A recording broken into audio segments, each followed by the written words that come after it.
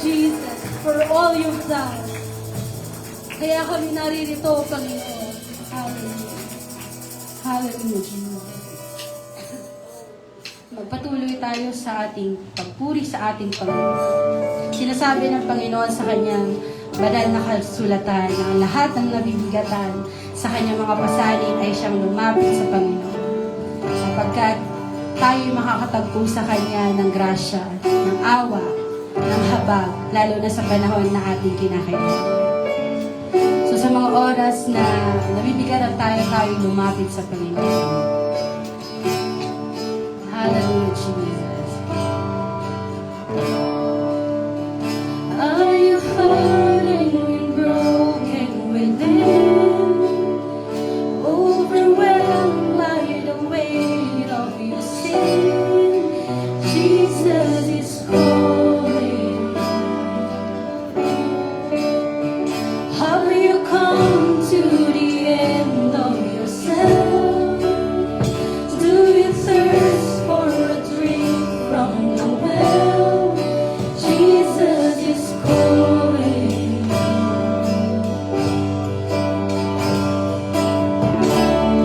Oh, come to the altar. The Father's arms are open wide. Forgiveness was bought with the precious blood of Jesus Christ.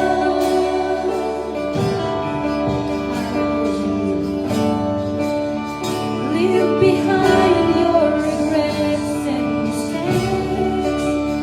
Come today, there's no reason to wait. Jesus is calling. Yes, He is calling right now.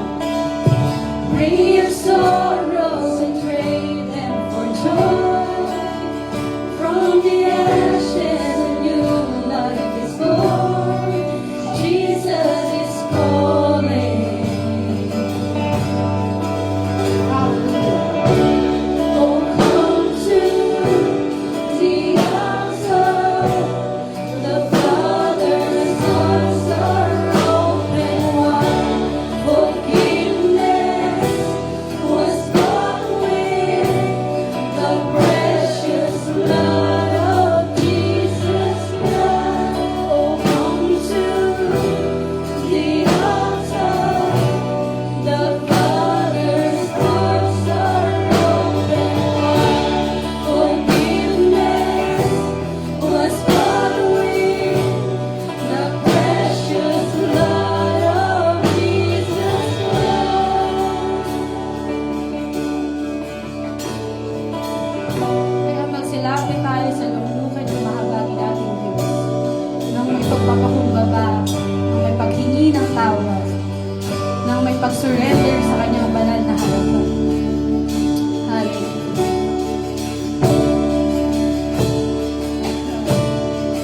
Oh, what a Savior! Isn't He wonderful? Sing hallelujah! Christ is risen. Bow down before Him.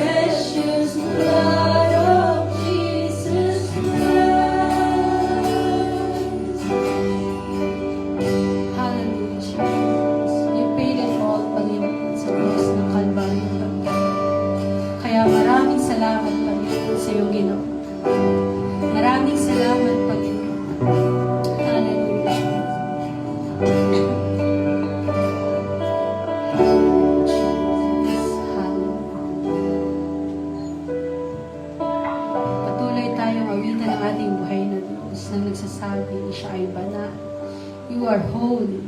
You are holy, Panginoon. Hallelujah.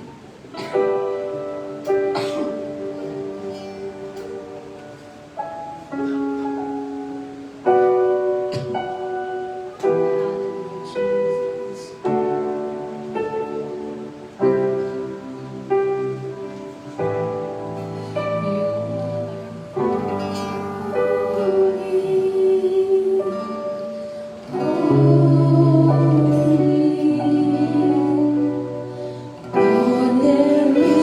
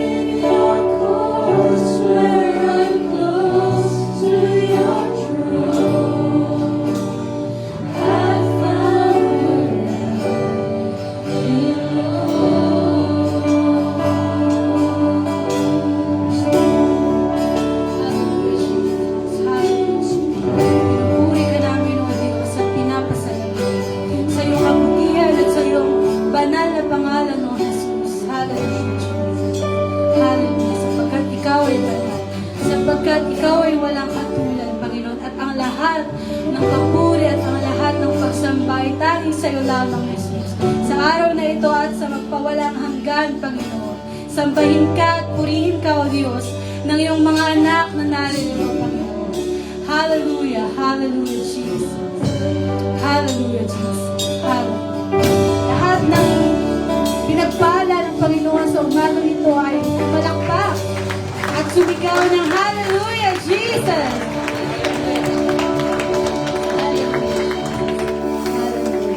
Ang lahat ng kapurihan at pagsamba ay tanging sa Diyos.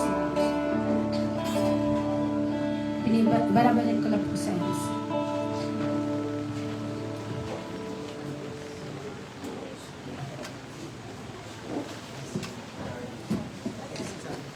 MC, para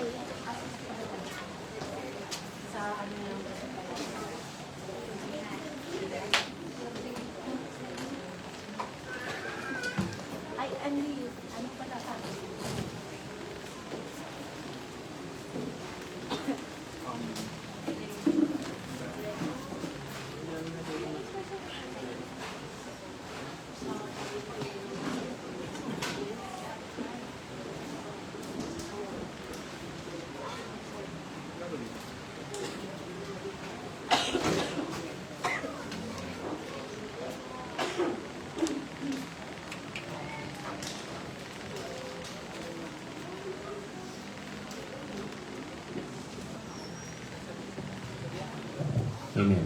Yan. Praise the Lord. Praise the Lord. Amen. Maraming pong salamat sa ating Panginoon. Handa na po ba kayong lahat? Handa na po ba? Sige po, kung handa na po, hinginin ko po na magsitayo ang bawat isa. Buksan po natin yung ating mga Bible sa Acts 13. Ayan. Simulan po natin sa verse 44.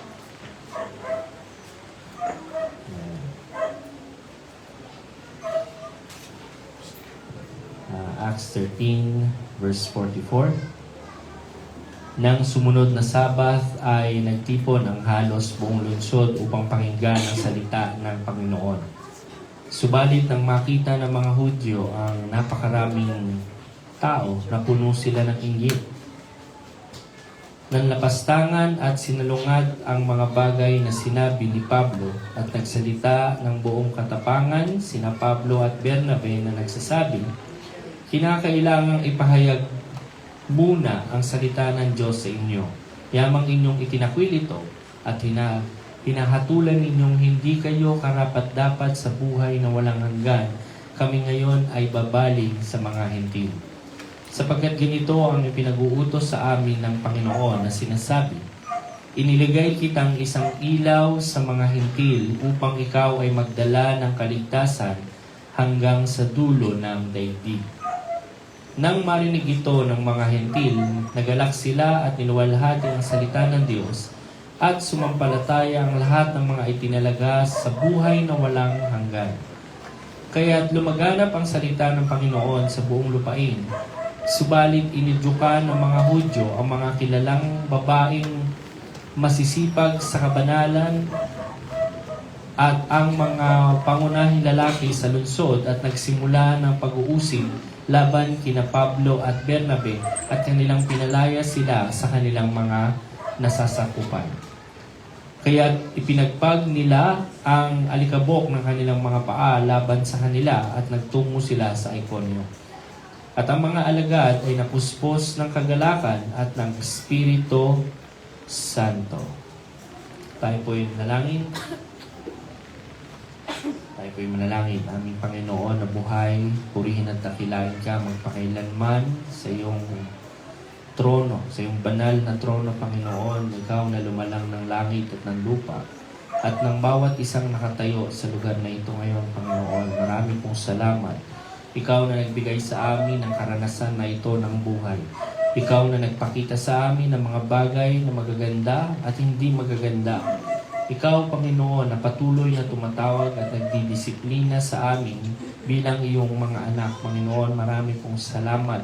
At sa panibagong araw na ibinigay mo sa amin, sa panibagong araw po na ito, Panginoon, ginising mo kami muli sa panibagong pagkakataon at pag-asa sa aming mga buhay at sa aming spiritual na pamumuhay, O Diyos.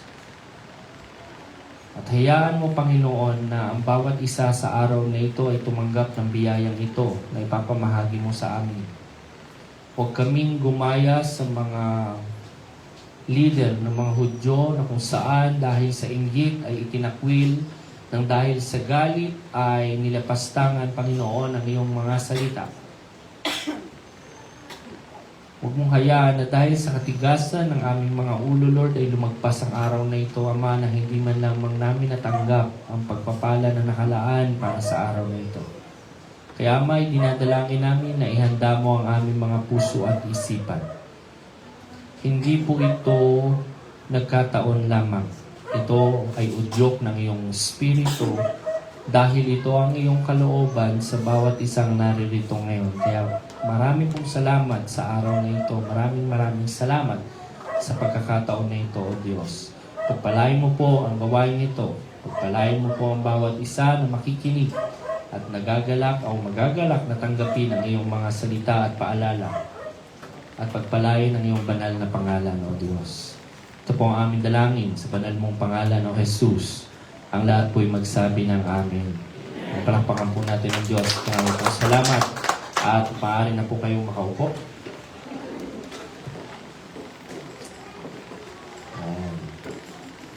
Okay, kamusta po kayo?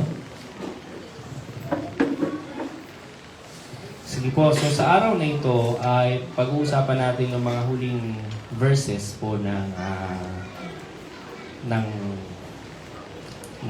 Acts 13. Ngayon, sa atin pong, again, ito pong ating tema ay The Lord Sends Restorers. Yan. At kung tatanungin niyo po ako kung anong ibig sabihin o saan galing yan, so pag pinag-usapan po natin yung restorers, ito yung mga nagbibigay daan para ang isang bagay ay maibalik. No? I-restore. Yan. Ano ba yung mga bagay na nire-restore natin? Ha? Sino po dito ang nakakaalam? Meron akong pinapanood noon, tuwa ako kasi ngayon, di ba, tumitingin po ako ng mga second hand na kotse. Yan. Oo. Yung mga second hand na kotse ngayon, bagamat magaganda yung brand, Toyota, Mitsubishi, right? Hindi sila nakadesign para tumagal ng mahabang panahon. Tama po ba? Pero dito sa pinapanood ko po, lalo na sa US kasi ito yung mga kotse nila doon, talagang pang matagal ng panahon, lalo na yung mga 1960s at mga 1970s na kotse. No? Sino bang mahilig sa kotse dito? Yan. So nanonood ako, at ang ginagawa nitong mga to, yung mga lumang-lumang kotse, nire-restore nila. So pagkatapos nilang i-restore yung lumang kotse, nag-iiba yung itsura ng kotse. Pero yung pa rin yung model. Iba na yung ginawa nila. Ginagawa nila ng mas minomodernize nila yung style, inaayos nila yung pintura.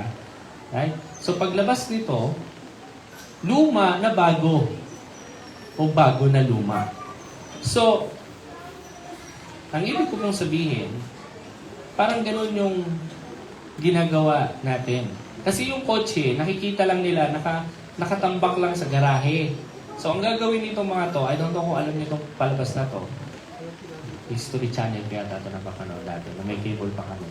So, nagda-drive lang sila, paikot sa Las Vegas. Naghahanap lang sila ng mga ganong kotse na naka-park na lang. Hindi na masyadong ginagamit. So, pag nakita nila yon at alam nila yung modelo, bababa sila, kakatukin nila yung bahay, may-ari, at bibilhin nila yung sasakyan.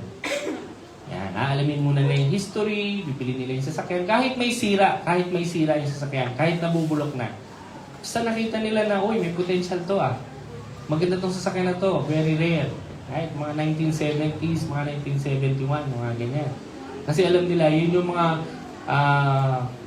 kauna-unahang na-build talaga ng engineering na maganda sa US, yung mga muscle car na tinatawag. Yan. Wala na ngayon, may ganong brand pa rin ngayon, pero hindi na ganon ka-extensive, no? Kasi ngayon, parang 5 taon na lang yata ang ng sasakyan. Yung 5 taon, guaranteed dyan na wala pang masyadong sira yan. Pero after 5 years, medyo Makakaramdam ka na dyan, no? Ayan. Ngayon, itong ginagawa nila, nire-restore nila yung sasakyan. Paglabas ng sasakyan sa shop nila, hindi mo na makikilala. I mean, alam mo yung model, alam mo na, okay, Honda yan, okay, 1960s yan, pero hindi yan yung pinasok dyan kanina. Anong nangyari doon sa isang kotse yung pinasok dyan? Yan ba yun? Diba? So, yun yung restore. So, isa yan sa pinaka-practical na proseso na pwede kong ihambing yung ginagawa ng Lord sa atin. Ay, tayo yung mga nakapark na sasakyan. Tayo yung pinaglumaan. Tayo yung dahil sa kasagsagan ng kasalanan, tayo yun. No? Feeling natin, habang tayo ay nabubuhay sa mundo at wala ang Panginoon sa ating mga buhay, eh okay tayo, maganda tayo, at tayo ay napapakinabangan. Pero ang totoo ay nakatamba ka na lang yan. Diyan ka lang. Hanggang sa mabulok ka. Di ba? Dito sa Acts 13, kung mababasa ninyo sa simula, no? Yan. Verse 34. Simulan natin sa verse 34. Acts 13:34. Sabi dito, tungkol sa pagkabuhay niya, sino yung niya? Si Jesus Christ, mula sa mga patay, upang hindi na magbalik sa kabulukan. Upang hindi na magbalik sa kabulukan. Nakita niyo yun? Nabasa niyo po yun?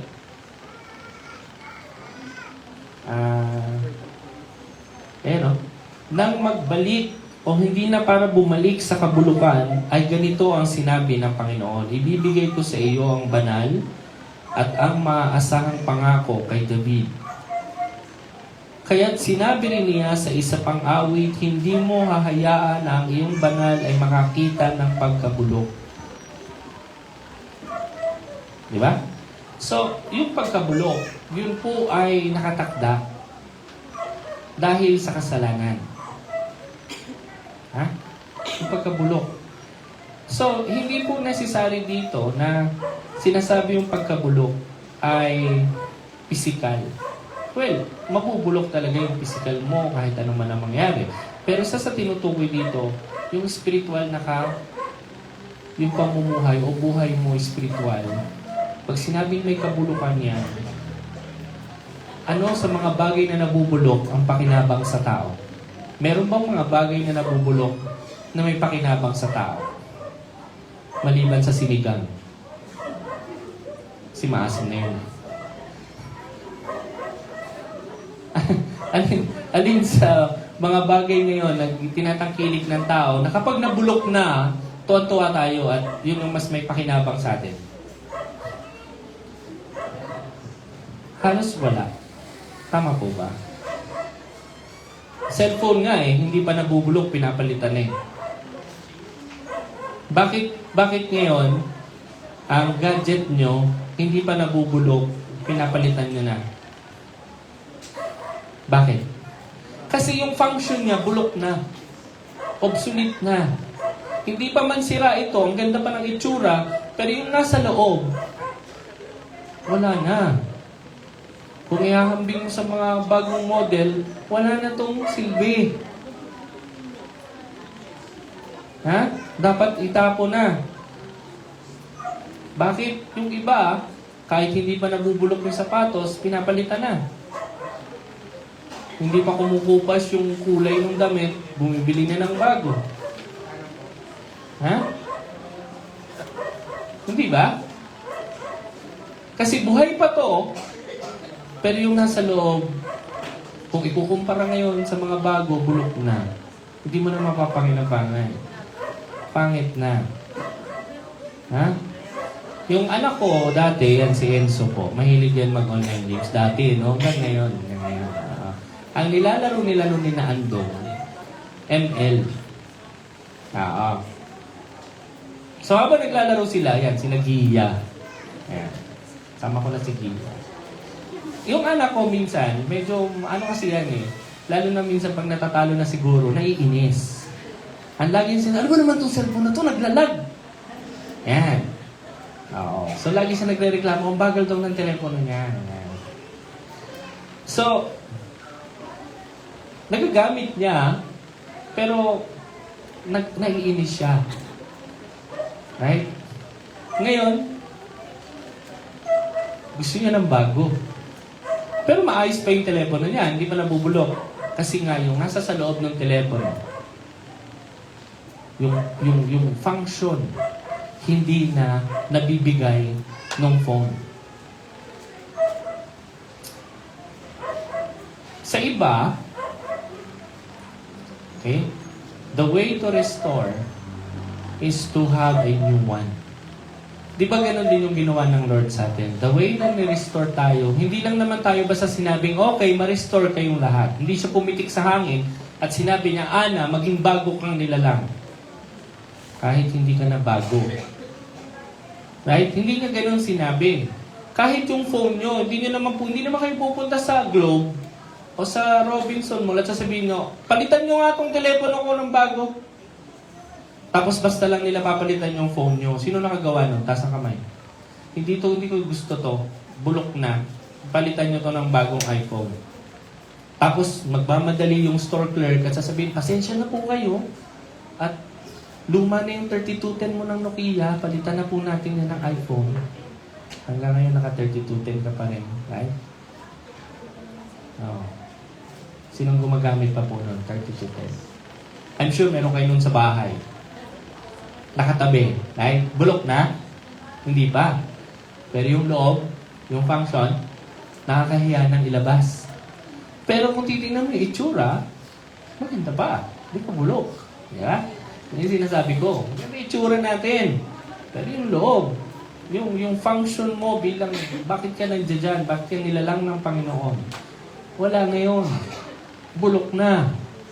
At dahil bulok na, wala nang pakinabang yon. Yeah? Walang pupunta sa store ng Robinson at i-demand niya doon, sasabihin niya, di ba meron doon yung mga paglakad mo doon sa taas, aalokin ka ng mga tao, Sir, phone ko, may bago po tayong model. Di ba? Sino po yung nilalapitan ng gano'n? Mukha kasi kayong mayaman pag dumadaan kayo doon, kaya lalapitan kayo ng mga yan. Hindi niyo naman sasabihin sa kanila, gusto ko ng phone, palitan niyo na to, bulok na to eh. Tapos ura-urada kayong bibigyan ng phone. Anong kailangan yung gawin para mabigyan kayo ng phone na bago? Oo. Kasi nung may binili ako sa Robinson, tinanong ng Sister Lois, saan mo na naman nakuha yan? Magkano na naman? Sabi ko, hindi, pinamimigay lang nila yan sa Robinson. Kapalit pera. Di ba? Pinamimigay nila pero kapalit. So may kapalit. Yun yung sinasabi ni Pablo sa kanyang sermon. Hindi tayo basta lang ginawang bago. Di ba bago tayong nilalang? Sabi ni Kristo. Tama po ba? Oo. Hindi lang niya tayo basta ginawang bago kung hindi pinatunayan niya yun sa dalawang pagkakataon. Sa kanyang pagkamatay at sa kanyang pagkabuhay na maguli. Yun yung preaching ni Paul. Sabi niya, okay, punta kayo ngayon ng verse 38. Punta tayo ng verse 38. So 37 muna. 37. Yan. Subalit ang binuhay ng Diyos ay hindi nakakita ng kabulukan. Kaya mga kapatid, maging hayag nawa sa inyo na sa pamamagitan ng taong ito ay ipinahahayag sa inyo ang kapatawaran ng mga kasalanan at sa pamamagitan niya ang bawat nananampalataya ay pinalalaya sa lahat ng bagay kung saan hindi kayo kayang ariing ganap ng kautusan ni Moises. Ano sabi? Kaya sa pamamagitan, yan, sabi diyan. Balik tayo sa 37. Yan. Sabi diyan, datapot yung binuhay na maguli ng Diyos ay hindi nakakita ng kabulukan. Ano pang sabi niya? Kaya maging hayag nawa sa inyo mga kapatid na sa pamamagitan ng taong ito, ibig sabihin dito ni Pablo, ay nagkaroon din kayo ng walang kabulukan. Yun po yung ibig sabihin ng 13. Kasi ang nagpapabulok sa atin ay kasalanan. Tandaan niyo po yan. At dahil sa kaniyang pagkabuhay na maguli, ay nagkaroon tayo ng walang kabulukan. Pero dapat bilhin niya muna tayo. kailangan tubusin muna. So doon pumapasok yung kamatayan ng ating Panginoon. Hindi lang siya pumunta sa Robinson at sinabi niya, bigyan niyo ako ng bagong hazel. Wala na. Bulok na to. Tapos bibigyan siya. Hindi. Kailangan niya magbayad. Even the Lord paid to have something new. To give us something new. To make us something new. Yan. Nagbayad siya. Walang libre.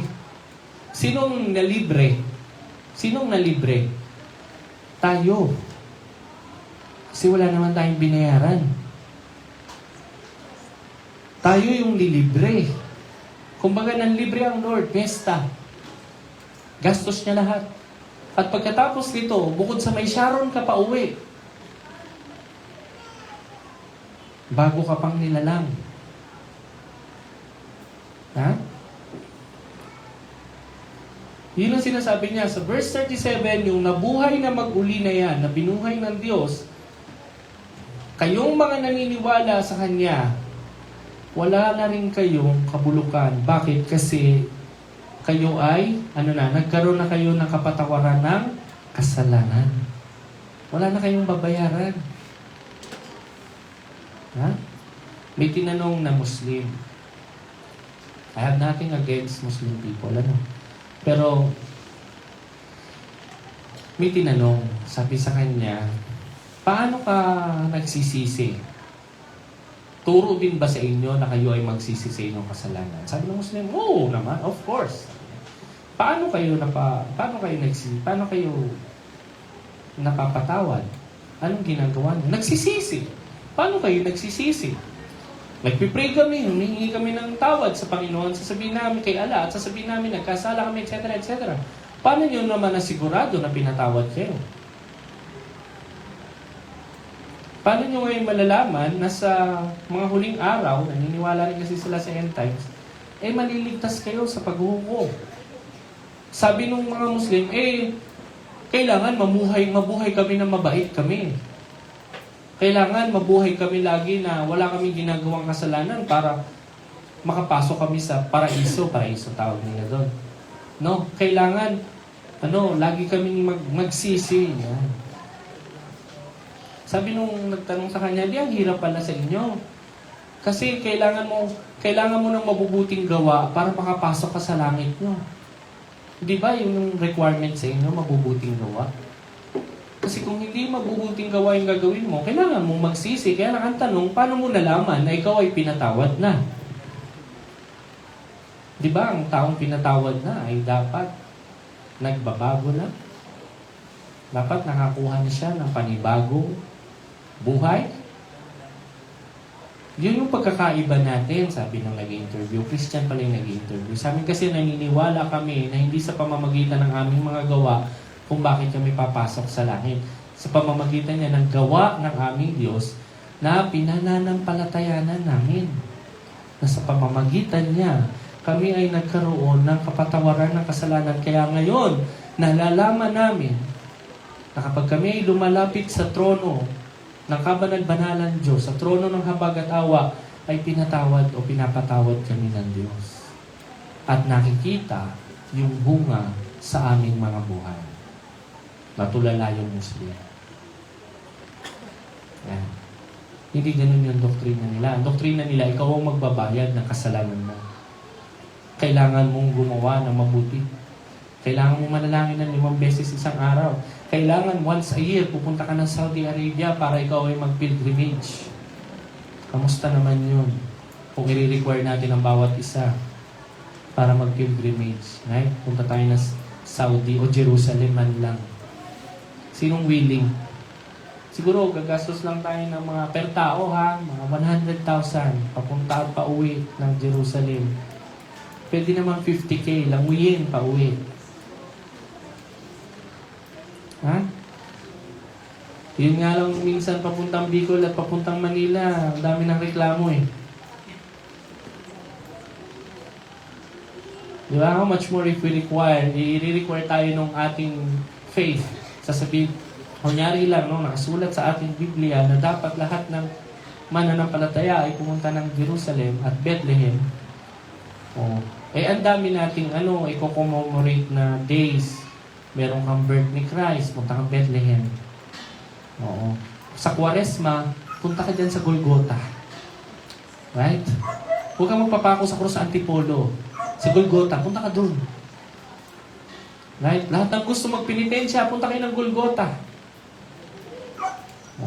Di ba? Yung bundok dun. Ngayon yata, hindi na nila alam kung saan yung Golgotha. Di ba?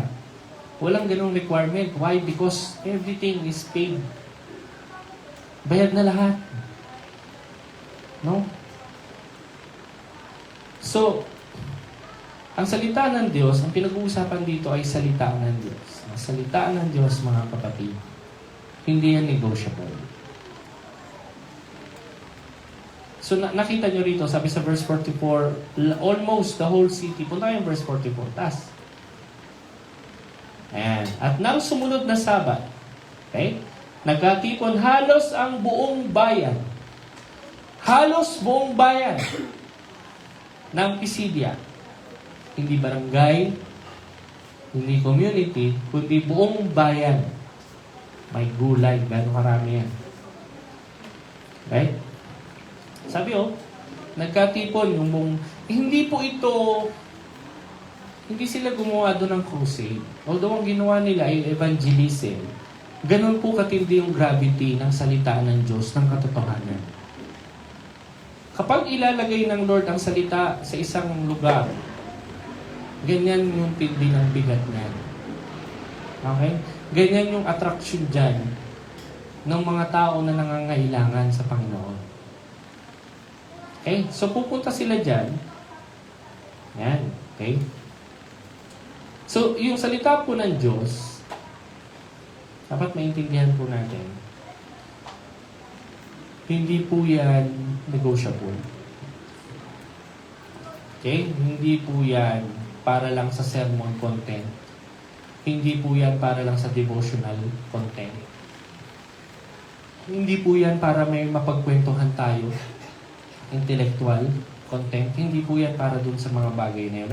Hindi rin para magdebate tayo because again, ulitin ko, ang salita po ng Diyos ay non-negotiable. Okay? Dalawang bagay lang. It's either naniniwala ka o hindi. Okay, tatanungin ko po ang congregation and I hope everybody answers honestly. Ano yung nag-convert sa'yo? Bakit ka nasa church niya? Salita ba ng Diyos o ibang bagay? Aminin ko sa inyo, kaya ako napunta ng Rainbow dahil yung girlfriend ko noon nasa Rainbow. Ex ko na siya ngayon. Ex-girlfriend. Oo. Parang si Nori po at saka si Brother Jen, mag-ex na silang mag-boyfriend niya. Kasi sila ngayon ay yan. So, ex-boyfriend na sila. Hindi na sila mag-boyfriend. Totohanan na to. Sabi nga ni Nori, ang dami ko nang ginagawa dito. Totohanan na to. Okay. So, nandun ako sa Rainbow dahil doon. Okay? High school ako. Magpo-first year college yata ako. No? First time kong narinig yung gospel. Right? Pinuntahan ako sa bahay, etc. etc. So, hindi pa rin ako nakuha. May sarili pa rin akong sistema ng paniniwala ko. Magka-college ako na. Right? So, meron akong ganong noon. Pangalawang beses kong narinig yung gospel sa PUP. Jesus is Lord. Doon kasi ang ng PUP, doon nagsimula ang JAL sa PUP, Santa Mesa. Ayan. Habang nag-activista si Pastor. Pangalan ng founder nila? Ayan. Diyan siya. Okay. Ngayon, doon ko second time na narinig yung gospel. Kasi never ko to, minsan, narinig sa Catholic, sa catechism. No? Alam ko yung story, Exodus and everything else. Kung tatanungin niyo ako noong unang panahon kung ano yung story ng ganito, pwede kong ikwento sa inyo. Story ni David, story ni Benjamin, ni Jonathan, right? Yan. So, marami. Pero, again, stories lang. Hindi ko alam yung ano yung relate ko dun sa story. Ano naman kung alam mo yung story. Right? Third time kong narinig ang gospel sa Rainbow. First day kong magsimba, binubukod yung mga newcomers. Tama po ba? Naalala niyo pa yun? Na kapag nag-breakout session tayo noon, mag-praise and worship muna, tapos sabay Sunday school. Sino nakalala lang sa inyo dati? Yung adult, hiwalayan, yung youth nakahiwalayan, tapos yung mga newcomers nakahiwalayan. Oo. Naalala ko noon, dalawa lang kaming newcomer. Parehas lang kaming may girlfriend sa church. So, nandoon ako sa church kasi, siyempre, natutukan ako eh. Hindi, joke lang. So, dahil lang doon. No? Dahil lang doon. Hindi, dahil na-convert ako. Okay? So, noong unang panahon na yon, kung sakali man nag-break kami noon, wala namin ako sa church. Aminin na natin, totoo yun. Amen po ba? Okay. Ngayon, bago ako magpatuloy sa kwento ko, sino dito ang nasa church dahil nandoon yung ex-girlfriend niya rin? At dahil mag-ex na sila, hanggang ngayon, nandito pa rin siya sa church. Okay. Kung sakali lang pala ako lang, no? Okay, so ngayon, nandun kami. Ang nagbahagi sa akin ng gospel, in its nutshell na gospel, hindi yung detalyado. Nutshell lang. Ay, yung basic. Okay. Basic salvation, ika nga sharing lang. Okay. Sa akin, si Pastor Piling. Doon sa kasama ko, si Pastora Mafe. Diba? Star-studded, no? Hindi nung nagsishare sa newcomer. One-on-one yun. So, the next Sunday, hinanap ko yung kasama ko. Kasi nung pagkatapos nila kaming siran, titingnan nila sa baba kung okay na lahat, kung babalik na lahat. Pag hindi pa, dun lang muna kami. So sabi sa amin, dyan lang muna kayo, Brad, ha? Hindi pa sila tapos eh. Okay. So kami naman, nagkwentuhan. Unang tanong ko sa kanya, naintindihan mo? Sabi, hindi. Ako rin, hindi eh. Magtatanong sana ako, kaya lang baka humaba eh. Sabi ko. Sabi ko ganyan. Taga saan ka ba? Sino bang? Sige, dos kinuwento niya, girlfriend ko kasi siya. Okay. Ako din. Pala, nandito tayo dahil sa mga girlfriend natin, no? Mga pasika tayo eh. So, doon ko, pero hindi pa. Hindi agad. So, to make it short, na-convert ako while I was dun sa church. No? Yung kinikwento, yung pinipreach sa akin, binabalikan ko sa Bible. Yun yung ginawa ko. Then dumating sa point, right? Na sinabi ko sa ex-girlfriend ko, siguro kahit mag-break tayo, bahala ka sa buhay mo. Basta ako sisimba ko. Right? Kung ayaw mo kong pansinin, yun yung moment na kami yata yung palaging tama. Naalala ko one time, pagpasok namin ng church, naghiwalay kami ng upuan. Parang dito siya sa banda rito, ako banda doon sa likod. Pagkatapos ng church, nilapitan ako ng isang elder. Halika, tinawakan niya ako. Magkaaway pa kayo? Nag-break na ba kayo? Bakit po? Ba't kasi kayo magkahiwalay? Dito lang ako kasi late na akong dumating. Ayan. So, ganoon ka sa kanila, ganoon ka, because arintindihan ko ng paniniwala at mahirap basagin. Okay? Mahirap basagin. Ang dami kong nakausap na tao, ang dami kong nakasalumuha, ang dami kong na-experience up to that point, 2001. Marami na tong alam. Kaya yung Biblia, medyo kung may tatanungin kayo, may pilosopo noon sa Biblia, ako yun. First time ko nakausap yung mga estudyante, mayroong pang batch ng estudyante akong sa Bible School na Rainbow na naabutan. Ang dami kong tinanong, pero kung nararamdaman nila yung mga tanong ko, yung iba doon, pilosopo. So, marami kasing alam. Kaya mahirap talaga ma-convert yung maraming alam. Tapos, proud ka pa. Di ba? Ang dami mong alam, at taas pa ng pride mo, ang hirap niyan.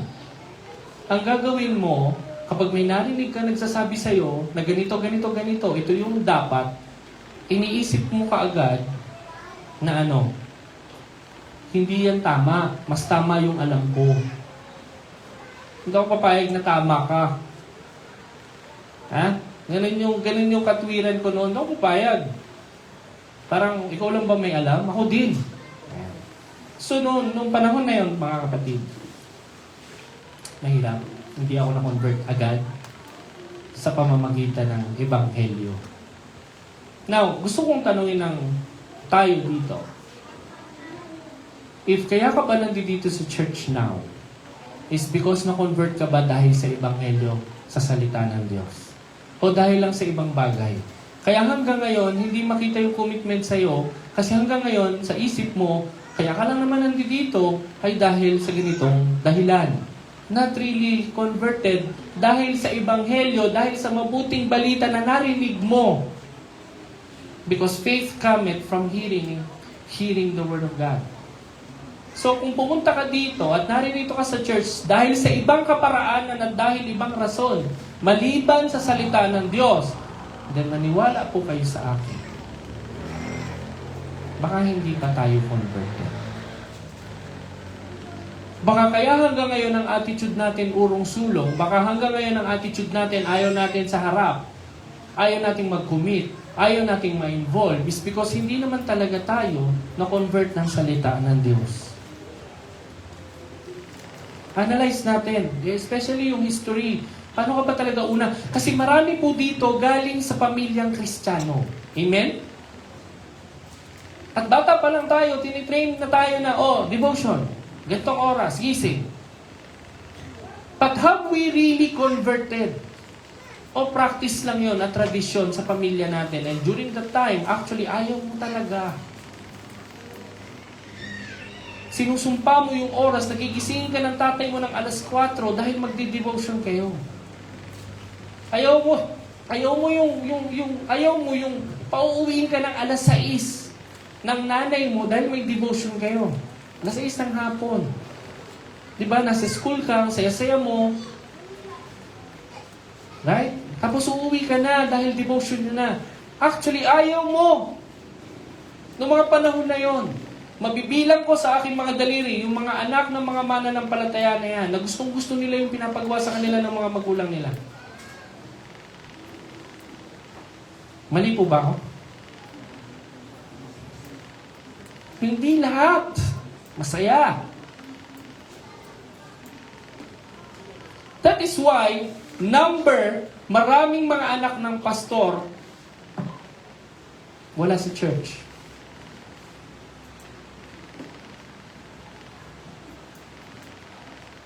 Kasi hindi naman lahat ng lumaki sa pamilyang Kristiyano converted because of the Word of God. Nandito lang sila sa church because yun na yung naging tradisyon sa pamilya.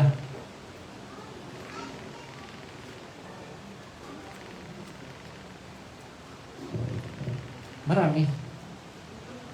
Lola ko, hindi siya Christian na born again. Catholic, right? Talagang pag mahal na araw, ayaw kong kasama yung lola ko. Sa totoo lang. Mahal na araw. Pag mahal na araw na, naghahanap na ako ng dahilan makauwi ng Maynila. Makapunta na Maynila. 1 week lang. Ayoko. Bakit? Puro gulay. Simula Lunes. Oo, ang highlight nun, ang palaya. Right? Bawal maglaro. Ang mga bata pa naman, Diyos ko Lord. Kung nasa Batangas kami, right? Uuwi ako. Halos hindi na ako makilala ng lola ko. Puti. Pupunta kami lubluban ng kalabaw. Right? Maliligo sa sapa. Pag uwi mo, ang layo na lalakarin mo papunta sa sapa. Pag uwi mo, putik-putik ka na. Ang saya. Akit kayo ng puno. Sa Maynila kasi hindi mo magawa yun eh. Pinakamalapit na sapa, Ilog Pasig. Kaya pag uuwi kami nun, hindi na kami makilala. Kaya, tuwang-tuwa ang lola ko kapag Holy Week. Ang babango namin. Kami naman, board na board kami sa bahay. Alam niyo kahit magpitik bulag kayo, bawal. Totoo, makarinig lang na hagikik yung lola. Ano yan? Kung pipitik bulag kayong dalawa, wala na nga kayong magawa. Kahit nga pinaka-boring na laro na lang, nilalaro nyo eh. Eh yung mga bata pa naman, di makakaya eh. Di ba? Pag upo mo, maghahanap ka ng makukulit. Hindi tulad ngayon, pag upo mo, bigyan mo ng cellphone yung mga bata, ayos na. Yes? Nung unang panahon, hindi. Pag upo naman, ay, hanap yan ang makakalikot.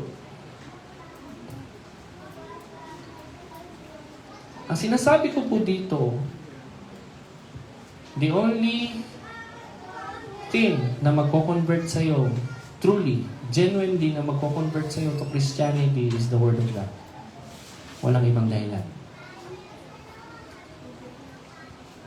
Now, if you're unsure na kaya ka nasa church, kaya ka na-convert once upon a time dahil sa salita ng Diyos, this is the real time para usisahin mo yung sarili mo. Because kung hindi pa, hilingin natin sa Panginoon, Lord, ngayon, makita ko yung liwanag ng iyong salita. Ngayon, nakita ko. Kasi naniniwala ko, yung mga nakatadhana, yung mga tumanggap ng salita ng Diyos na nakasulat dyan. Yan, verse 48.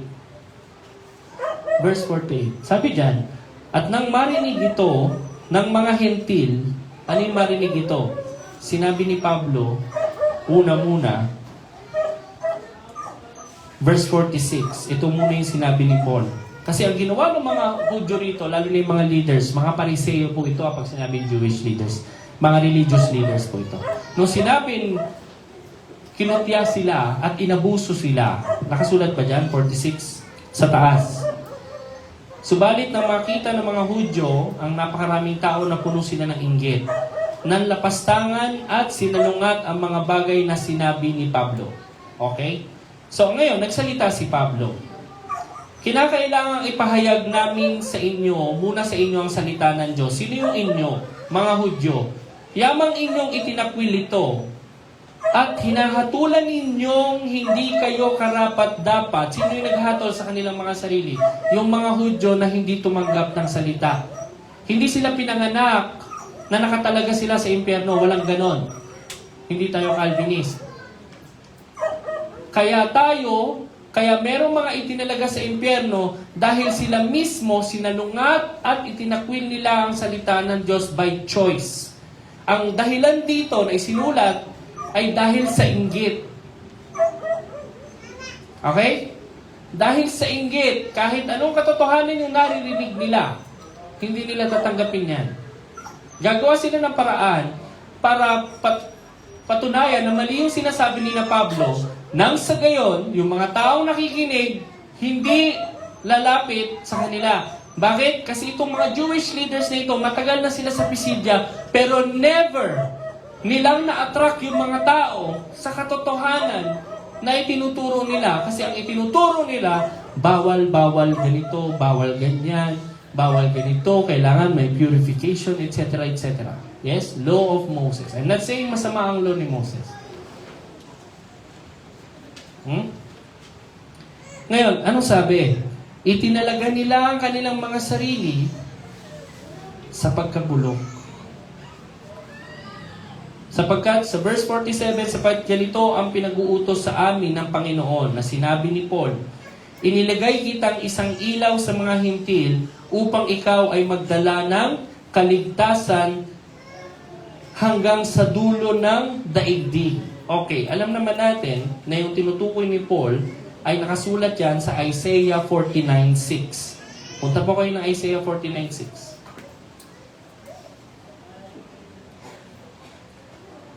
Isaiah 49:6. Ano pong nakasulat?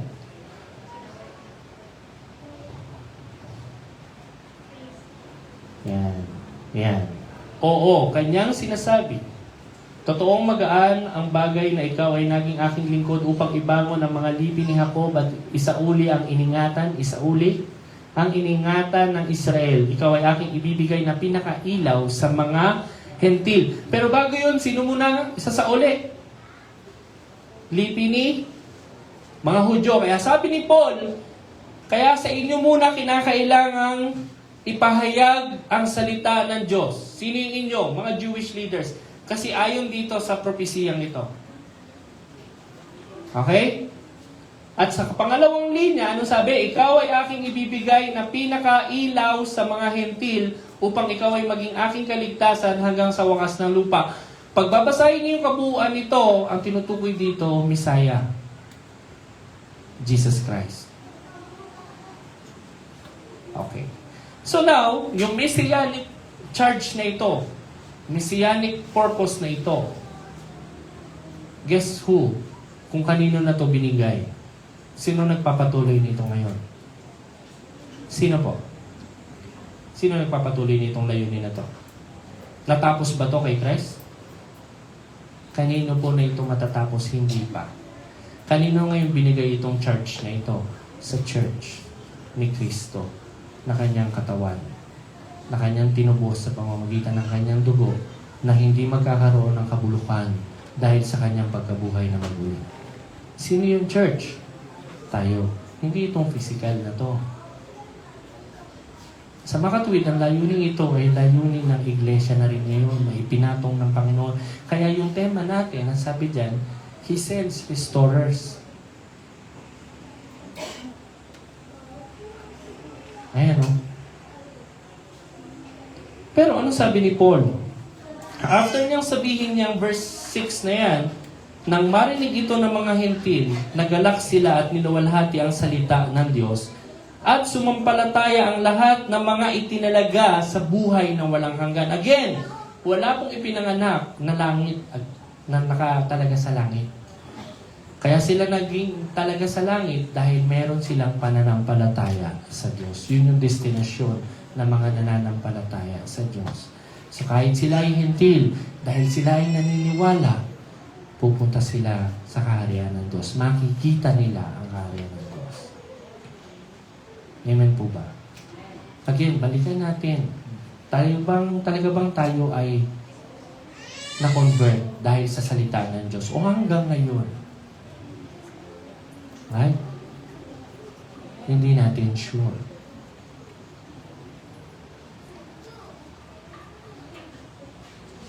Okay? Hebrews 4:12 ang sabi, the Word of God is living and powerful. Alam niyo mga kapatid, pag ang salita ng Diyos dinala sa isang lugar, alam niyo kung anong gagawin ng salita ng Diyos? Unang-una, ang salita ng Diyos will confront.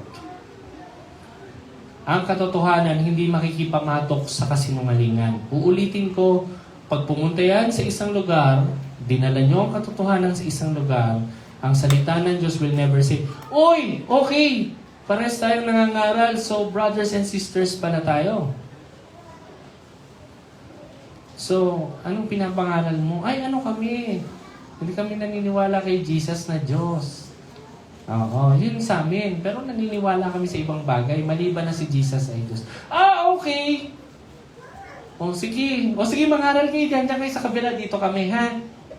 O, kamay tayo para brothers and sisters kasi tayo. Ang salita ng Diyos hindi ganon. Saan kayo nangaral? Dito sa bahay na to, o pupuntahan namin kasi mali yung pinangapangaral nyo. Saan kayo nangaral? Dito, dito kami pupunta. Itatama namin. Yung Kristo nga namin namatay para lang itama Para itama yung mali. Para gawing bago yung luma. Tapos tayo sasabihin natin, ano pangaralan nyo na sila? Sige, hindi na namin sila papangaralan. Kakahiya naman sa inyo. Kasi nauna na kayo eh. Yan ang attitude natin, di ba? Minsan, may nauna na pala. Oo, ay hindi na tayo dyan. Teka muna, ano ba yung nauna? Isipin muna natin, ano ba yung nauna? Tama ba yung nauna? Mali. Bakit tayo aalis? Tama? Pangalawang gagawin ng katotohanan, i-expose niya yung kasinungalingan doon sa lugar. Ko-confront niya yung kasinungalingan, expose niya yung kasinungalingan. Pangatlo, aayusin niya. Aayusin niya yung lugar. Ang apat niyang gagawin, i-claim niya yung lugar. Di ba meron na tayong tema na gano'n? I-claim yung territory. Ganun yung gagawin ng salita na hindi tayo ang gagawa noon, ha? Yung salita ng Diyos. Kasi kahit gaano tayo karami, pero kaya tayo nagbabahay-bahay dahil sa safeguard. Walang may expose na kasinungalingan doon. Kung ang dala mo Pepsodent, special offer, kahit magbahay-bahay tayo, walang maliligtas doon. Yung salita po ng Diyos, aapakan niya yung kultura at sistema ng mga taong nakakarinig nito. Parang nangyari sa akin.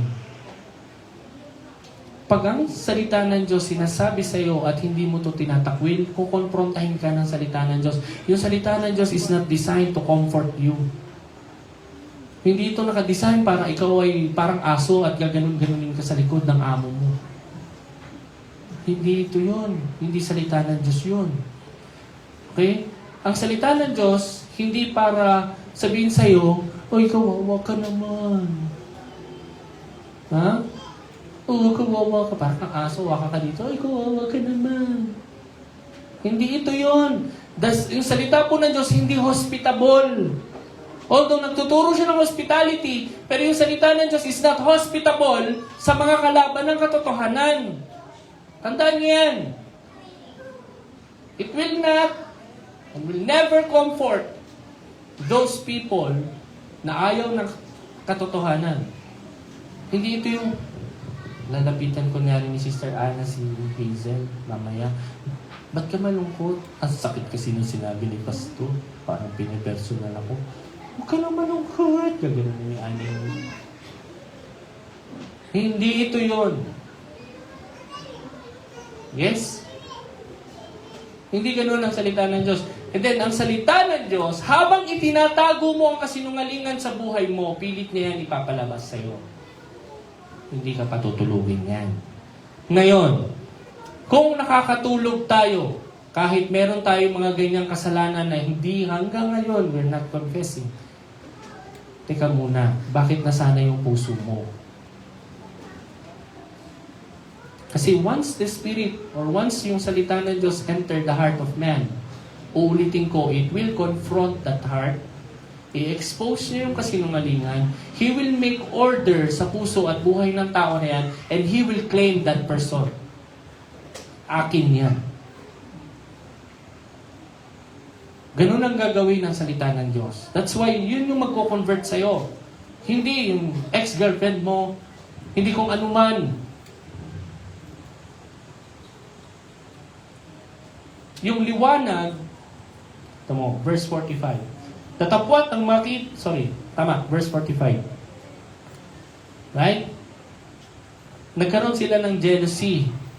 Okay, ang salita ng Diyos ay liwanag, and yung liwanag, hindi yan nakikipag-negotiate sa kadiliman. Okay, bigyan ko kayo ng history. Islam. Balik tayo sa Islam. Ba't puro ka Islam, Pastor? Pasensya na po kayo, medyo inaaral ko ang Islam. Islam. Right? 610 AD, nung hindi pa majority ng population ng Middle East is under Islamic rule, si Muhammad ay medyo nagpapakilala pa lang. Pumunta yan sa country na kung saan may mga Kristiyano na at marami ng Kristiyano, right? So, ang ginagawa niya doon, nagpipreach siya ng kanyang yung aral na binigay daw ng angel sa kanya, right? Pag may tumutuligsa sa kanya, tumitigil siya.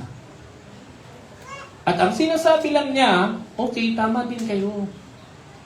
Oh, tama din kayo. Hindi ko naman kayo sinasalungat kayo talaga. Oh. Friends tayo dito, peace. Right? Bakit? Kasi kakaunti pa lang sila. Nung naging dominant na ang Islam, guess what? Anong ginagawa niya? Pinapapatay niya yung hindi naniniwala. Ganun na siya katapang. Bakit? Madami na sila eh. Matapang na siya ngayon. Dami na eh. Pero nung bata-bata pa sila, at sila ay nasa lugar ng mga Kristiyano, ang babait nila. Mabait yan.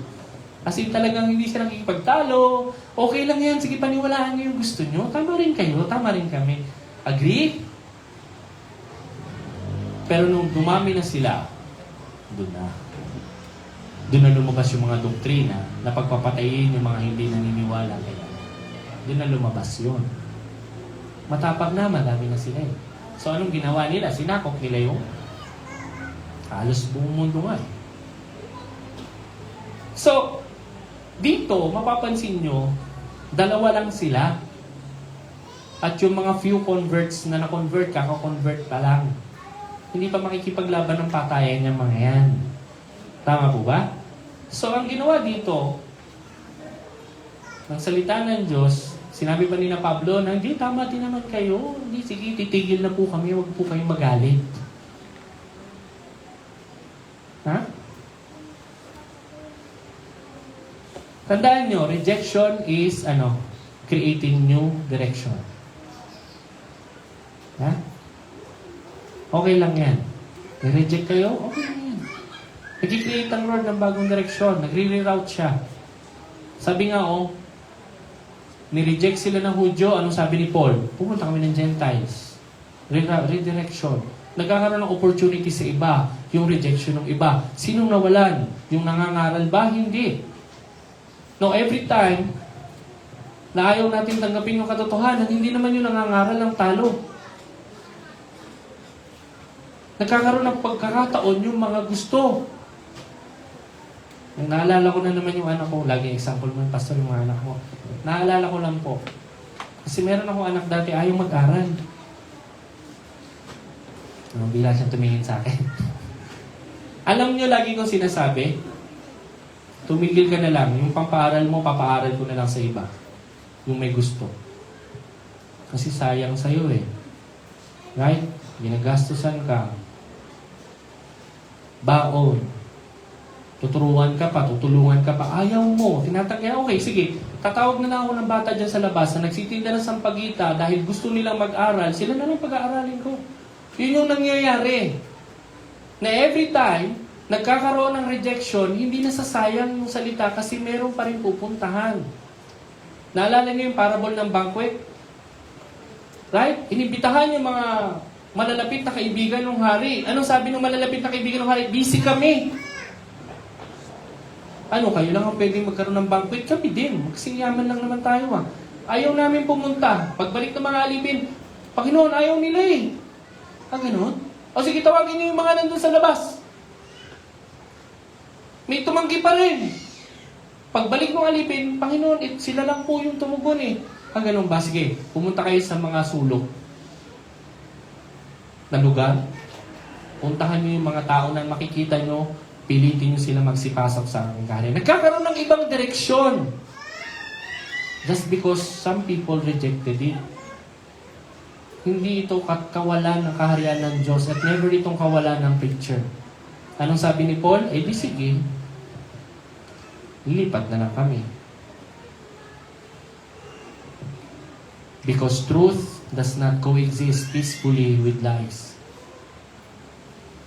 It's either ang pinamumuhayan dito sa lugar na ito ay kasinungalingan, kaya walang katotohanan dyan. Na kahit anong pasok ng katotohanan, bawal. Kasi puro kasinungalingan. Bakit? Again, unang pagmumulan yan, inggit. Ano pang ginawa? Ano pang ginawa ngayon ng mga naiinggit? Ano pang ginawa ng mga naiinggit? 47 ba? Sorry. Verse 50. Tingnan nyo kung anong ginawa. Tingnan nyo kung anong ginawa nila. Ayan. Inadyukan ng mga Hudyo ang mga babaeng masisipag sa kabanalan. Mga relihiyosa. Na may mga kalagayang mahal. Ibig sabihin, yung antas ng pamumuhay nito, importante sila. At ang mga mahal na tao sa bayan, mga mahalika, mga nasa estado, at nagbangon ng pag-uusig laban kay Pablo, sila yung mga mai-influensyang mga tao dun sa lugar. Sila yung mayayaman. Right? So, ang ginawa ng mga Hudyo nito, politika. Nilapitan sila at naghanap sila ng damay na makapangyarihan. na pwedeng magpalayas kina Pablo doon sa lugar. Gagawin yan ng kaaway. Gagawin yan sa atin. Diba? Paano nila nakuha itong mga babaeng may mga kabanalan na to? Sa pamamagitan din ng salita. Anong salita? Kasinungalingan. Alam mo yan si Pastor J, membro yan ng G12. Alam mo yan si Sister Ako po. Alam niyo ba yung mga youth, no? Mga mahahalay. See? Hindi naman bago yung ginawa. Luma na yan, dati pa. Bunga yan ng inggit. Pero truth will not peacefully have a relationship with lies. Hindi sila magko-coexist sa isang lugar. Depende kung anong majority, aalis at aalis yung kasinungalingan dyan. Ipaglalaban yung katotohanan. Kaya nga, di ba, anong sabi sa Matthew 10? Nagpunta ako rito hindi para magbigay ng kapayapaan, sabi ng Panginoon. Ang dala ko ay tabak. I will cause division. Sa isang pamilya, 3 laban sa 2, 2 laban sa 3. Ano ibig sabihin nun? Yung katotohanan cannot coexist sa kasinungalingan. Kung ang pamilya ninyo, hindi kayo lahat naniniwala sa katotohanan, definitely magkakaroon yan ng division. But that division, ang sabi ng Panginoon, repairable yan. Repairable yan. Hindi yan yung tipong, kunwari sa bahay namin, right? 6 kami. 4 lang kami naniniwala sa Lord. Yung 2 hindi. Araw-araw ba ngayon? Kunwari lang. As in pagkita, huwag mong pagluluto yan ng agahan na hindi yan naniniwala sa Lord. Pwede mo bang gawin yun? Paano kung kayo mag-asawa, hindi kayo parehas ng paniniwala? Di palagi kayo nag-iisnabang mag-asawa. Yun ba yung ibig sabihin ng Lord na kailangan nyo lagi mag-isnaban at ipakita nyo na hindi nyo gustong, hindi yun ang sinabi ng Lord. Ang sabi lang niya, magkukos ako ng division. Magkakaroon kayo ng division. Kasi makikilala kung sino talaga yung sa katotohanan at sa kasinungalingan. But again, it doesn't mean na hindi mo pwedeng pakitaan ng pag-ibig at kahabagan yung mga yun. Because ayun yung law ng Lord. Justice, mercy, kindness. Yes? Hindi mo pwedeng sabihin sa asawa mo, hindi kita ipagluluto ng agahan kasi hanggang ngayon hindi ka nagko-convert. Mag-convert ka muna. Tingnan mo, pati yung suot mo. Nung 1 linggo mo pa yung suot, hindi kita kasi pinaglalaba. Anong sabi ng asawa? Nag-convert na ako ng washing machine. Dati manual ako. Nag-convert na ako. At least nag-convert na ako. Hindi ganon. Hindi na ibig sabihin ng Lord. Yung 3 at 2, hindi pa kamo panahon yung pwedeng yung 3 at 2 maging 5. Sa katotohanan. Pero never tayo makikipag-negotiate. Amen? Now, babalikan ko yung mandate na sinabi ni Lord, ni Paul sa verse 47. Inilagay kitang isang ilaw sa mga hintil upang ikaw ay magdala ng kaligtasan hanggang sa dulo ng daigdig.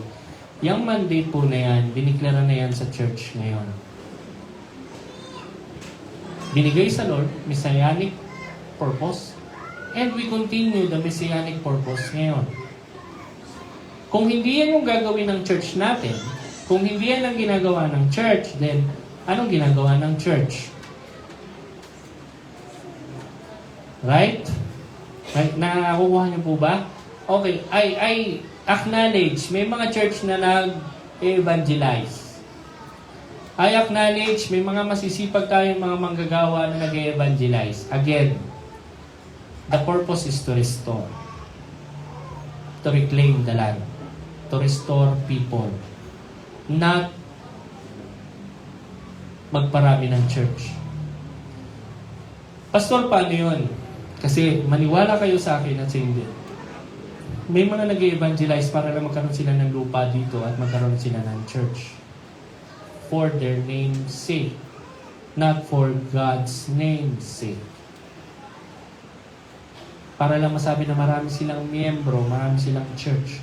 The purpose is magparami ng church. Yes? Iba yung i-restore. Because our mission, ulitin ko po, does not rest kapag meron na tayong na-convert. Our mission does not rest kapag merong 5 pamilya sa lugar na to na tayo na-convert. No, it will not stop there. Hindi tayo dito titigil at dahil meron na tayong gawain dito o may gawain na tayo doon o may gawain na tayo doon. Okay? Sinasabi ng Panginoon, maraming aanihin, ngunit kakaunti ang. That is why dapat double time yung conversion. Bakit? Kasi itong mga nako-convert natin, again, ang layunin nila is not to be comfortable at their homes. Kasi habang buhay na silang comfortable, bago nila nakilala, bago sila nakarinig sa atin ang salita ng Diyos, komportable sila. At hindi natin dadagdagan yung comfort nila sa pamamagitan ng pagsasabi na huwag kayong mag-alala, ligtas kayo, mahal kayo ng Diyos, stay put lang kayo dyan, babalikan namin kayo. No. Dapat sila rin, kung na-convert sila sa pamamagitan ng Ebanghelyo, magkaroon sila ng pangangailangan na, teka, mahalaga to. Kailangan ko tong sabihin sa iba. Kailangan ko tong ipamahagi. Yes? Dahil nung panahon ng Panginoon, maniwala kayo, lahat ng pinagaling ng Panginoon, walang ginawa kundi patotohanan na pinagaling sila ng Panginoon. Yes? Oo. Hindi sila nangangaral ng gospel because they don't know the gospel yet. Pero anong pinapangaral nila? May tao dito na kahit kitongin ako, ni hindi man lang nagdalawang isip na lapitan ako. At sa isang salita niya, gumaling ako.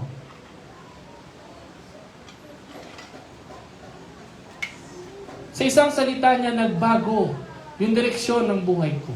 Dapat magpapakamatay na ako. Pero dahil sa isang salita niya, nagbago yung direksyon ng buhay ko. Dapat papasok na ako sa masamang relasyon. Pero dahil sa salita niya, nagbago yung direksyon ng buhay ko. Dapat magdadrugs na ako. Pero dahil sa salita niya, nagbago yung direksyon ng buhay ko. Dapat gangster na ako ngayon. Sabi ko nga sa ex-girlfriend ko, kung wala ako sa church, malamang nasa PBA ako.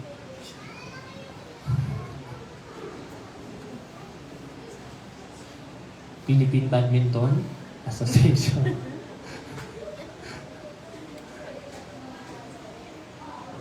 Diba? Malamang linggo, nagsasaya ako sa labas. Ngayong araw na to, yuhuu! Punta ko ng mall, nakipag-date ako. Right? Ang saya.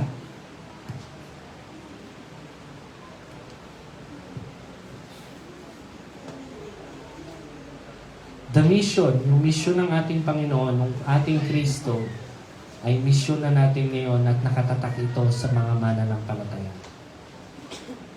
Tama po ba? So ngayon, mababago ngayon yung tingin natin sa church. Yung church na ngayon, hindi na siya place to gather lang. Hindi siya gathering place. Yung church ngayon, hindi siya support system. Right? Hindi tayo nandito para, alam mo yun, para tayong mga nasa AA meetings sa mga alcoholic. Hello, sige. Hindi ito yun. Hindi ito family therapy. Ha? Though we counsel, but hindi tayo nagkakandak dito ng therapy. Okay? Nagtitipon tayo dito for the truth. Hindi yung, ano ba problema mo, pare? Yung negosyo ko kasi, yung bumababa, ganito gawin mo, mag-pray tayo. Pero kailangan ganito. Okay. Yung family ko kasi, pre, hindi naman na ganito. No, truth. Why? Because the truth confronts, the truth exposes, the truth reorders, and the truth reclaims. If you want na maisauli sa'yo yan, truth. Right? Yun yung sabi kanina sa Isaiah 49:6, para maisauli. Correct? Tama po ba? Maisauli. Something that was lost, stolen. Para maisauli. Hindi rin po ito religious institution. Church is not a religious institution.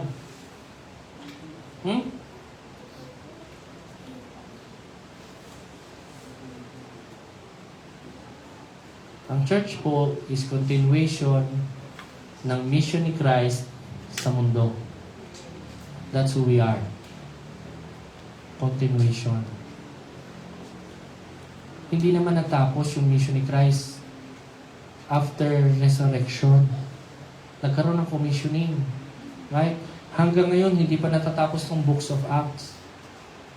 You can write your own history. Yes? Marami kang may dadagdag dyan, kaya open-ended to eh. Sabi dito, you are the light of the world. Yes, naalala niyo po ba yun? You are the salt and light of the world. Hindi sinabing suka ng mundo. Salt and light. The Word of God disinfects, prevents darkness, prevents decay, prevents contamination. Kung ang puso natin may salita ng Diyos, piniprevent niya yung kabulukan para makapasok sa puso mo. Piniprevent niya yung kasinungalingan na pumasok sa isip mo. Even your eyes will be shielded by His glory. Hindi mo ma-appreciate yung mga bagay na malalaswa kapag nakita mo. Yung iba kasi pag nakakita ng kunyari ng macho, tas nakasando, ay ano ba yan? Nakadiri naman yan, ang laki-laki ng braso, pero sa loob-loob, ang macho naman ito. Pag nakita naman ng maiksi ang short, ay, huwag mong isusuot yan, anak ha, pero sa loob-loob mo, kinis. Even your eyes will be shielded. Why? Because the truth will never let you interpret lies and say to yourself, wow, it's good. Hindi mo pwedeng sabihin na pag nakita nyo at narinig nyo kasinungalingan, i-interpret ng brain nyo at sasabihin nyo, mabuti yung narinig ko at maganda yung nakita ko. Kasi kung ganon, hindi po pwede yung mata mo makakakita ng kagandahan ng kasinungalingan at the same time kagandahan ng katotohanan. Again, they do not coexist. Kung ang na-appreciate ng brain mo kasinungalingan at ang nagugustuhan ng puso mo ay kalaswaan, then the truth is not with you. Ha? Sabi ko nga sa kausap ko kahapon, alam mo ang problema, every time ministers and pastors study and teach the Word of God, even them, nahihirapan silang unawain yung salita ng Diyos. Now, how can you teach yung isang bagay na kapag nakita mo, sinasabi ng mata mo sa'yo, ang hirap, ang hirap, ang hirap. Sinasabi ng brain mo sa'yo, hindi ko maintindihan, hindi ko maintindihan, hindi ko maintindihan. Sinasabi ng puso mo sa'yo, hindi ko ma-appreciate, hindi ko ma-appreciate, hindi ko ma-appreciate. Paano mo ituturo? Yung hindi mo maintindihan at hindi mo ma-appreciate. Paano natin ituturo yun? Di ba? Because every time you open the Bible, burden, ano ba yan? SABS na naman mamaya. Wala na naman ako isasagot kay pastor. Kasi hindi ko talaga siya naintindihan. At magtaka tayo, bakit hindi natin maintindihan? We often spoke about the Holy Spirit being the Spirit of truth that will guide us to all truth. Yes? Pero sana sabi mo sa sarili mo, hindi ko maintindihan. Hindi ko mabasa. Ayan, nababasa ko na. It's not a matter of, nababasa ko ba? Naintindihan ko ba? Now, ito yung sinabi ko. When I study, I'm not saying nagayahin ako, when I study, ang hinahanap dapat natin mga nagtuturo, anong katuturan nito doon sa makikinig sa akin? Hindi, paano ko ito i-interpret? Hindi mo babasahin ng Bible, paano ko ito i-interpret? No, paano ito magiging makabuluhan doon sa makikinig sa akin? Paano sila makaka-relate? Yes, for example, sabi ko kahapon, Exodus. Lahat tayo, alam natin ang storya ni Moses. So what? Ano ngayon kung aralin mo yung Exodus? Ano ngayon kung aralin mo yung 10 plagues? Alam natin lahat yon. We understand the story. May pelikula pa yan. Pero ang tanong, nakarelate ka ba? Na-convict ba yung spirit mo that by just watching the story, nagkaroon ka ng fear? Naintindihan mo ba kung bakit nangyari yon? Anong kaisipan ng Diyos yung umaandar? Bakit niya ginawa yan? We don't. That is why entertaining lang sa atin yung story. Kapag napapanood natin yung Exodus, kinikwento sa atin ng mga pastor natin, natutuwa tayo dun sa story. And anong sinasabi ng brain mo? Alam ko na yan. Because yun yung alam mo. Kaya it is our job, pastors, teachers, ministers, to tell them something they don't know sa mga bagay na akala nila alam na nila. Kasi once ang isang tao nagsabi, alam ko na yan, tinatakpan niya na yung puso niya for further truth. Pipintasan ka pa. Wala namang ibang alam na mensahe si pastor. Wala naman siyang ibang kwentong alam, kundi Adam and Eve. Alam ko na yung kwento ni Adam and Eve. No, you don't. Ang alam mo lang kumagat sila ng masamang o pinagbabawal na bunga. Yes, ang alam lang natin, nakahubad sila. Pagdating sa bagay na nakahubad sila, ang dami nating tanong, talaga bang nakahubad sila? May nagtanong pa sa akin, Pastor, meron na kayang si Adan nung araw na yun? Anong ano? Yung meron tayo, hello, nagkaanak nga eh. Hindi, malay mo nagkaroon siya noon nung nagkasala na sila.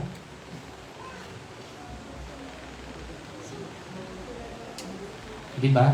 Hindi yan dapat ang tinatanong mo. Ang tinatanong mo, anong katuturan ng storya nila sa atin ngayon? Does it relate to us now? Yes, of course, definitely. Pero walang nagpapaliwanag.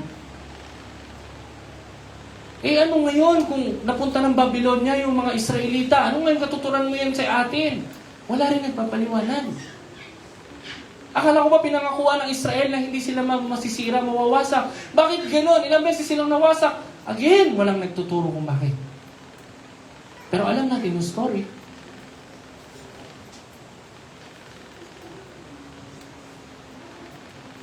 Because the brain only wants to interpret what he wants to interpret. Unless basagin mo yung isip nila, unless bigyan mo siya nila ng aha moments. Oo nga no. Now it's up to the teachers. This is not just a matter of interpreting the scriptures. After you interpret, paano ngayon ito makaka-relate sa mga tao? Paano nila masasabing okay? Hanggang dumating sa punto na parang ang tingin nila, pinapatamaan mo sila. That personal. Ganun dapat.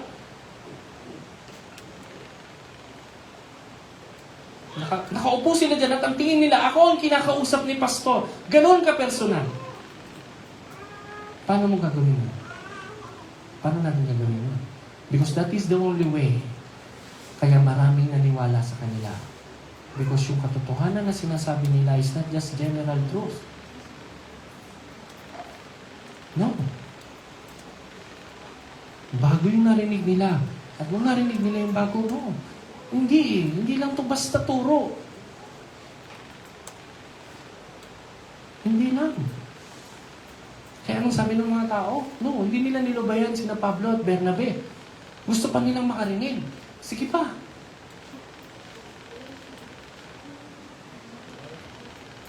Pero sa atin ngayon, alam niyo kung bakit tayo tamad minsan?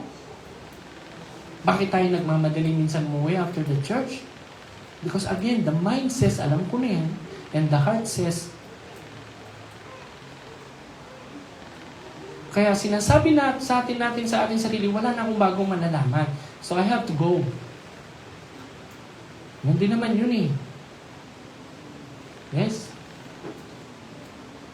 Pero for those people na itinalaga sa kaligtasan, sabi sa Bible, hindi nila nilubayan si Paul at si Bernabe. Sabi nila, no, balik kayo dito Si Christ nga, sinundan eh. After niya mangaral, right?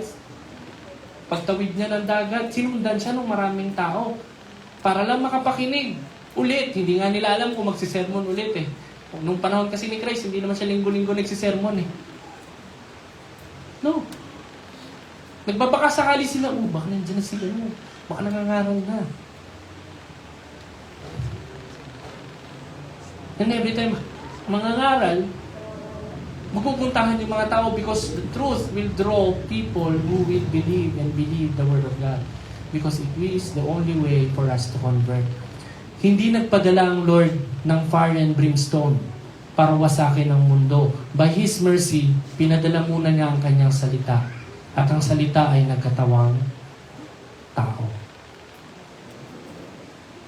Tama ba? Hindi niya muna agad winasak ang mundo. Sa kahabagan ng Lord, for God so loved the world that He gave His only begotten Son. Pinadala muna niya yung salita. Itong salitang pinag-uusapan natin na ni-reveal sa pamamagitan ni Christ, who is the revelation of God, the image of the invisible God, nagsalita. At itong salitang ito, hanggang ngayon, ay may kapangyarihang mag-convert, magligtas, mag-restore. At itong salita na yan, sabi ko nga, nagkatawang tao, ipinako sa krus para tayo ay palayain mula sa kasalanan, nagbuhay na maguli upang hindi tayo mabulok. Hindi tayo magkaroon ng kabuluhan. Yan yung salita ng Panginoon.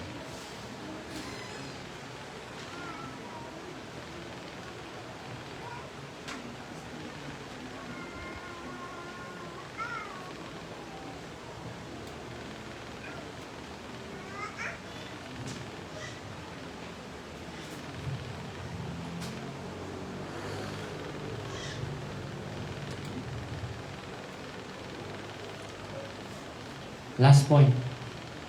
The word does not stop. It multiplies. Ang salita ng Diyos hindi yan nagpipigil ng lakarin ng mananampalataya. Bagkus, nagmumultiply yan para magkaroon ng marami pang mananampalataya. Amen? Hinihiling ko po na magsitayo bawat isa.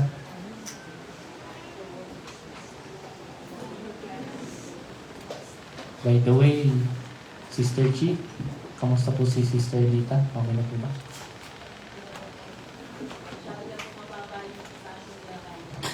Kasi pagkatapos po ng church, yung Sunday, pumunta kami doon sa Leble. Tinuro kami doon sa taas. Nandun ba? Pagdating namin, wala naman doon. Tapos nagtatanungan sila, nasaan yung pasyente na to? Sabi ko, matatakasan pala ng pasyente ito. Hindi nila alam. So, nagtawagan pa sila sa telepono.